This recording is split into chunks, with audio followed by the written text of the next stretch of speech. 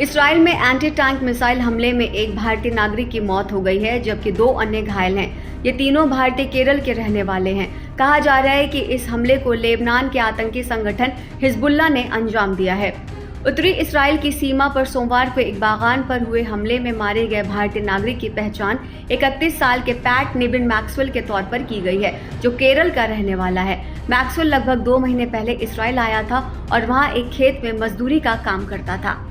उसके परिवार में उसकी पत्नी और 5 साल की बेटी है। उसकी पत्नी 7 महीने की गर्भवती है।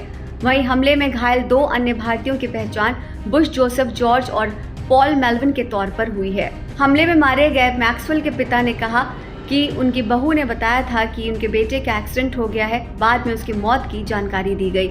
आगे उन्होंने बताया कि मेरे 3 बेटे हैं, जिनमें से 2 इसराइल में काम करते हैं और एक अबू धाबी में।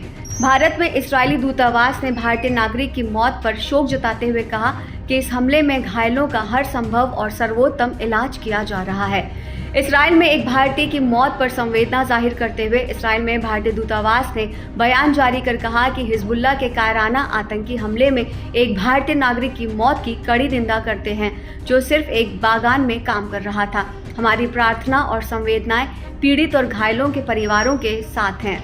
ये हमला उत्तरी इसराइल की सीमा पर गैलील इलाके के एक बागान में सोमवार को सुबह लगभग 11 बजे हुआ। घायलों में से एक जॉर्ज मिसाइल हमले में झुलस गया है। मिसाइल हमले में झुलस जाने की वजह से जॉर्ज को पास के बैलेंसर हॉस्पिटल में भर्ती कराया गया। उसका चेहरा पूरी तरह से जल चुका है। फिलहाल उसका ऑपरेशन चल रहा है और वो धीरे धीरे रिकवर भी कर रहा है। वह मेल्विन को हल्की चोटें आई हैं और उसे उत्तरी इसराइल के जिव हॉस्पिटल में भर्ती कराया गया है। माना जा रहा है कि यह हमला लेबनान में हिजबुल्लाह ने कराया है। वो 8 अक्टूबर के बाद से इसराइल पर लगातार रॉकेट, मिसाइल और ड्रोन हमले किए जा रहा है। इसराइल और हमास के बीच पिछले साल 7 अक्टूबर से जंग जारी है। हमास ने इसराइल पर 5000 से ज्यादा रॉकेट्स दागे थे। इसके बाद इसराइल ने जंग का ऐलान कर दिया। इसराइल और हमास में जारी जंग में अब तक हजारों लोगों की जानें जा चुकी हैं।